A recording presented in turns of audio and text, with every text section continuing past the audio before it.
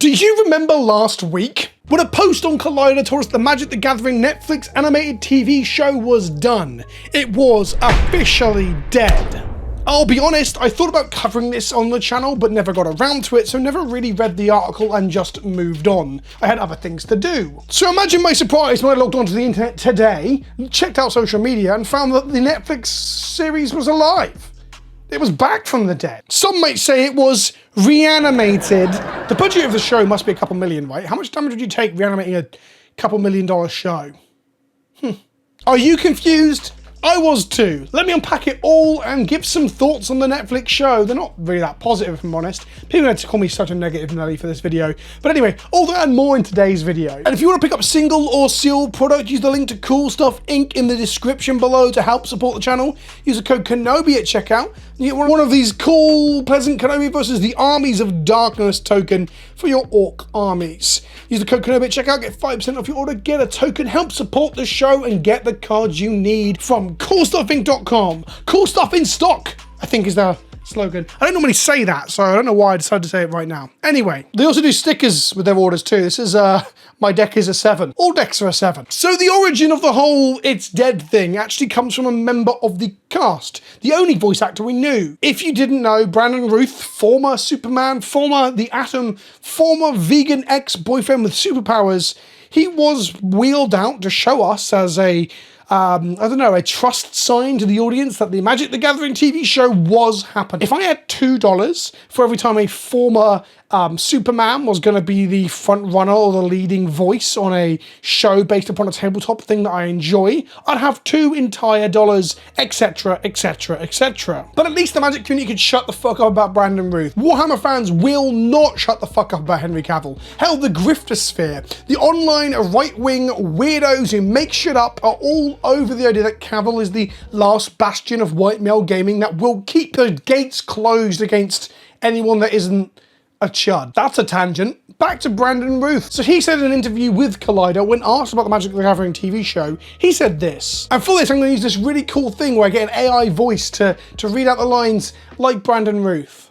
Not really. I'm not a cunt. He said, I'm not sure. I did a voice for it. As far as I understand, nobody put out a press release about it, but apparently it's not happening. That's kind of old news. I'm not sure why it's surfacing again. What a funny quote to be taken as like, it's officially fucking dead. He says, apparently? And then he says he's not sure why it's resurfacing again. That's what we call confidence. So then we fast forward to 10 days later, I think it is, 9 days later, according to my date to the article, but I feel like it was less time than that. Where has the time gone? And an official announcement comes out from Netflix saying that the animated series for Magic the Gathering is still coming. It's just changed creative teams again. I think this is the second change. Officially straight from the mouth of Netflix.com, Magic the Gathering with this image here, which shows a Johnny, quite clearly, and a young pyromancer with short tomboyish hair and a flame in their hand. This is probably a young Chandra. That's not quite how it works in the Magic canon, but who gives a fuck? I'll talk more about that in a moment. Basically, a Magic the Gathering animated series is heading to Netflix is the title of the article, which is really funny because we already knew that, then we didn't know it, and now we know it again. Like, it's almost phrased like it's a new piece of information, completely disregarding the fact that we've heard about this fucking thing for the last 4 to 5 years now. The most important parts of this, without reading it verbatim, because I'm not one of those fucking channels, is that Terry Matalas is now spearheading the whole thing. The creative team has changed again. Mr. Matalas is famous for working on Star Trek Picard and 12 Monkeys. The fact that he's worked on Star Trek Picard strikes fear into me. I did not like that show. In all fairness, I haven't watched season 3. I believe he worked on season 2 and 3. So maybe I'm being unfair there. Maybe I should check it out. Tell me in the comment section below if you think I should check it out. As a fan of like old Star Trek as a kid, should I check out Picard season 3? God, am I really putting this down to people on the internet to tell me what to watch? That is the worst fucking idea. The supervising director and executive producer is Patrick Osborne of Feast fame. I don't know what this is. Am I old? I don't know what any of this stuff is. Well, I knew what some of it was. I don't know what some of this stuff is. The direct quote from Matalas does mention that Magic has this ability to have portals to every genre imaginable, which is quite an interesting thing to bring up in the initial announcement, suggesting that we might get, flavor of the week episodes and things like that, which I'm not against at all. As long as the detective episode isn't just every dickhead on Ravnica now has a hat. They mentioned that we can see a first look at the upcoming series above, which is the image that I began talking about out here. This one with Ajani, with young Chandra, I believe, and a really nice looking logo. I like this texture, this sort of like scored damaged brass look or something. I don't know, it tingles me in the dingle.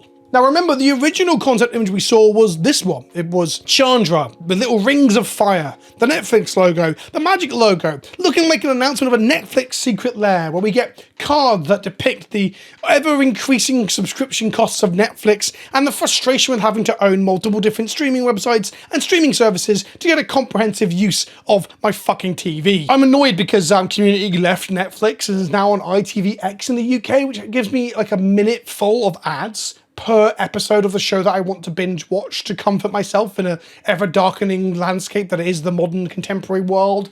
Fuck me. But I always found this image to be a little bit shit, if I'm honest. I always thought like it just looks like bad CGI of Chandra. It doesn't even get close to like any depiction of her in, and how good those depictions of her are in magic art. It always reminded me of like the bad CGI trailers we got for like Jewels of the Planeswalker. I say bad, that's a bit harsh. The not so high quality computer generated imagery we found in the trailers for Jewels of the Planeswalkers back in the day. And part of me wondered with the scrapping of the show whether it was because like the sensibilities with which magic has sort of tied itself to had got too far away from the general concepting of the show. So for example, Gideon Jura was the character that Brandon Ruth was voicing, and Gideon Jura is dead and has been for like 5+ years at this point. It's probably longer. God, I'm not gonna look it up because I will Matt Damon into an old man. And I did wonder if like Chandra would be axed too, simply because Chandra is canonically gay, queer, bisexual. I'm not exactly sure on his exact orientation, if I'm honest with you,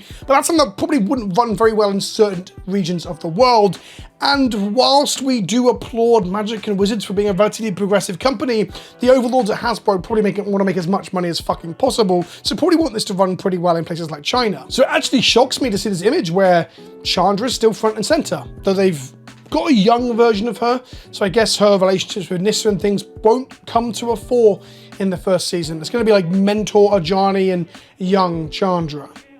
And I mentioned earlier how I don't know if that's actually part of their origins. I don't know if after her spark ignites during her time on Kaladesh, if she then bumps into Ajani and he trains her. I'm not actually familiar if that's part of the lore or not. On a cursory Google trying to do my job a bit better, I couldn't find anything. So I don't think that's part of the existing canon. But something I've been talking about a little bit on social media and will make it into more videos is that the official canon, or lore, as some neckbeards and mouth breathers will call it, that doesn't matter as much as you fucking think it does. Like, hear me out, right? I love some absolutely convoluted wiki deep dive that we need to do to figure out the threads that exist in the DC extended comic book canon, or Star Wars deep lore, or all the Horus Heresy. But when it comes to writing fiction within those environments, or creating new media or new content, to use a cursed word, I don't think you need to rigidly tie yourself to confines of every single tight little bit that's currently existing on a wiki that is being monitored by the neckbeards and mouth breathers I previously mentioned. We see this with Warhammer at the moment, where the Games Workshop decided to make the super soldiers, the Custodies, have always had women in their ranks. Up until recently, that was never a thing. They'd never really engaged with that idea. They've been much like their Space Marine brethren. And people lost their minds because you can't even collect little toy soldiers anymore without getting woke. And the reason people complained? Well, the reason is that they hate women in their little like boys club, right? But they claimed it's because you weren't sticking to the lore. We saw this with Acolyte and Star Wars too, and we'll probably see it in some form with the Magic Netflix show as well, as right-wing griftosphere people get onto it and say that's been made woke by Netflix because they have an investment from some company they believe are part of the shadow cabal that manipulates the world. It's all outrage, farming, fucking bollocks, shoveling nonsense. And I just got a feeling it'll happen with this too. And if we jump back to Warhammer just briefly, the Horus Heresy series is a New York Times best-selling and, in my opinion, very good book series that fleshes out huge amounts of the history and the world within which Warhammer itself takes part in or came from, because they're prequel books. But this whole Horus Heresy thing, it all fleshes out things that were just cliff notes or small notes. Hell, it fleshes things out by adding new characters and creating new things and really fleshing out the world in a way in which you couldn't do if you were rigidly set to what has come before. You've got to let writers expand your universe and not treat wiki articles about the lore as sacred texts. Jesus fucking Christ. And that brings me to my next point, if we put all that to the side, is that I find it interesting that we're looking to have two Planeswalkers as the lead. It seems natural and the obvious place to go when it comes to Magic, but don't forget in recent time they have de-sparked the vast majority of the Planeswalkers. So unless we're getting a de-sparked Ajani or de-sparked Chandra in the show, which I don't think so if it's a young Chandra versus the current Chandra who's older and de-sparked, then we're probably going to be looking at a show that takes place in the past of the current game's storyline, which is probably one of the better ways to do it, is to re-examine existing story beats, go back and redo things like the Shadows over Innistrad and the New Phyrexians and the arcs with the Eldrazi and with Nicol Bolas, the War of the Spark and similar, and do them in a new interpretation and a new way. It might make it difficult for people to come in from the show though, if you're hoping it'll bring a whole new audience into Magic, and their favourite character, the Planeswalker Chandra, is actually just a singular card in a set. Wait, have we had a de-sparked Chandra yet? Oh, the fucking dum-dum. In my head, I read the fucking story too. In my head, it was Chandra that was going through the trauma of being de-sparked, and Nissa was the one that was allowing, inviting her to come on the multiversal journey with her. No, it's the other way around. That makes more sense because the story I do remember Nissa having the detachment from the earth and the ley lines around her that she's always had an attachment to. Nissa is de-sparked, Chandra isn't. Although again, I don't think we'll be covering that storyline in the show. So that does make Chandra a good pick actually, because she'll still be a Planeswalker when people come back, so they can drop a set immediately after the show that has a Chandra card in it and that has that through-line connection for people to root for the character they want and get the card that they want. Okay, I'm on board with that now. Now that I've cleared up the canon in my own head. The current storyline of Magic just doesn't feel all that exciting to me, so I have kind of checked out. I'm following it kind of loosely over the top without knowing the ins and outs and the story beats, if I'm honest. But that doesn't make me not excited for a show or a movie, not that there's a movie, but a TV show around Magic. The Arcane effect could happen, right? It could be like Emmy award winning. Did you get Emmys for TV shows? I don't even fucking know. No, the Emmys were all over my timeline this week, or last week. Chandra could win Best Character in a Comedy Show. But the reality of it all is, if I'm honest with you, is that I actually felt a little bit relieved when I heard it was cancelled. The reason for that being, and it was a video that I thought about making perhaps a little bit after the fact, once I thought about it a bit further and wasn't just doing a knee-jerk, grab the news headline sort of video like I'm doing today, but I almost fear the show coming and being complete dog shit. Of course, the ceiling is really high for it being like Arcane and being phenomenal, but the floor is very, very low. And Magic has a history of just not doing very well at crossing over to other media. I banged the drum for a while, a year or so ago, about why doesn't Magic have any good video games? Why aren't there actually good novels and so on? And we've seen an uptick in the quality of the story pieces being published on the main mothership, but we haven't had a good novel in quite some time. Don't forget that Forsaken and War of the Spark and stuff was quite a momentous occasion where people were picking up the hardback to see the culmination of the story arc, and the novels ended up being fucking terrible. It still feels like in recent memory, although it was a year or so ago now, maybe 2 years, that Magic Legends, the video game action RPG that was originally cited to be an MMO by people who don't know what the fuck they're talking about, writing press releases. That game had previews. I covered it on the channel a couple of times. I got a exclusive preview for a spell that looked kind of bad, and I had to be like, here's a thing. I don't want to be mean right now because it's early development, but it doesn't look good. And that game was shit, and it's not a good track record, is it? And I do think that if it's bad, it'll do more harm than good, I guess. Maybe it'll just be a throwaway, fun little ditty, and that's good. Maybe it's just very average, very mid, and that's good enough. I guess my expectations and hopes are going to be so fucking low that even if it's just middling, that might be enough to not make me feel incredibly disappointed. But on the upside, it gives me more things to talk about on the channel, so that's not a thing I should really pull my nose up at. I say that, that's not actually true. I have a feeling, a gut feeling, that we won't hear about this now for another 2 years before we hear about another change in creative output, or it getting canned, or the whole project getting bought out by another company who's gobbling up a smaller company. This happened before where like Fox were making movies on Hasbro properties.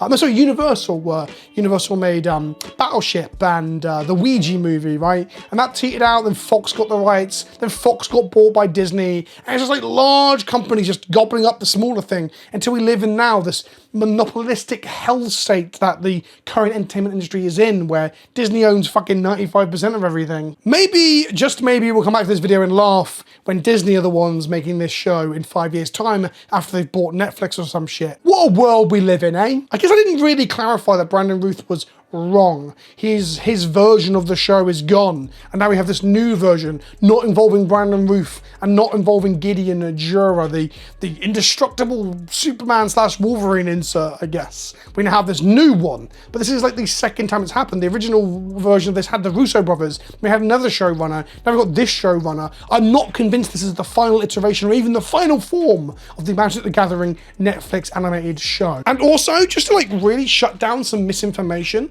I've had 3 different people this morning or over the course of today tell me that also the live action show is dead.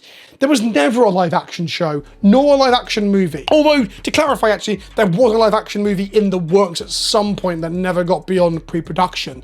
There's a whole history there that I was reading up on today and think I might make an interesting video. But the whole live action show thing, that even Star City fucking Games reported on at one point, saying a source has told them, was some shitty fucking article by a completely and utterly biased and search engine optimization, like click farming nonsense website. Posted an article about this that doesn't exist anymore. I couldn't actually find the article. It just kept linking me back to the main fucking page of this cursed website. And they have a very bad article. The article, I remember having like misinformation, a picture of Rowan, then saying Angelina Jolie would play Liliana, and then mentioning it to be based on the Forsaken book, which is like the second part of the War of the Spark finale, and it's just a nonsense article. And there are wikis still linking to this as a credible source for the idea that there's a live action TV show, which there's not. It was a fake clickbaity, nonsense SEO-driven bullshit article that people are still citing now that we can't even link to anymore. And that brings me to my final point of this video that I found really interesting. I started writing up notes on the history of Hasbro's deals with movies and TV shows that might formulate into a full video next week or the week after if I find this interesting, you know, after I turn this camera off.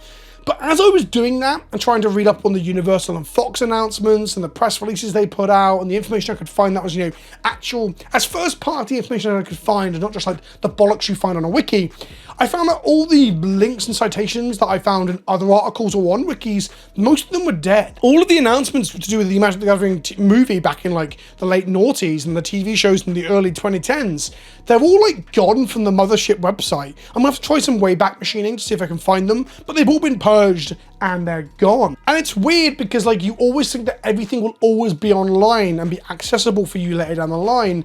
And it turns out that actually when you have websites that are mismanaged or websites that just don't get managed and get left to rot and the clicks and the links erode, you start to lose access to some of the information that you might have wanted to use later on as a cited source. I say this because I've read these things and clicked these links multiple times in the past thinking about doing a video about everything we know about the Netflix TV show. And I mean, I've been thinking about doing that for like 3 or 4 years at this point, multiple times, and never got round to it. I touched upon it in some videos. So it's funny going to links that now don't work. I'm like, this link definitely worked and I've clicked it and read this at some point. I'm sure I have. And now they're just dead. We live in a world where we're starting to witness like lost media, the batteries and old hardware dying out, and the links for cited sources for wikis just no longer working. I find that both sad, but also, I don't know, it provokes something in me. I just wanted to mention it in this video. I've been Vince, also known as PleasantKenobi on the internet. There'll be more Duskborn content coming next week as we talk about Commander and Modern and Legacy and Standard with new Duskborn cards. Oh, how fucking exciting. In the meantime, if you're buying Magic the Gathering cards, use a link to coolstuffinc.com in the description. Get 5% off your order, get a PleasantKenobi token by using the code KENOBI at checkout, and I will see you in the next one, dickheads. Ta-ta for now.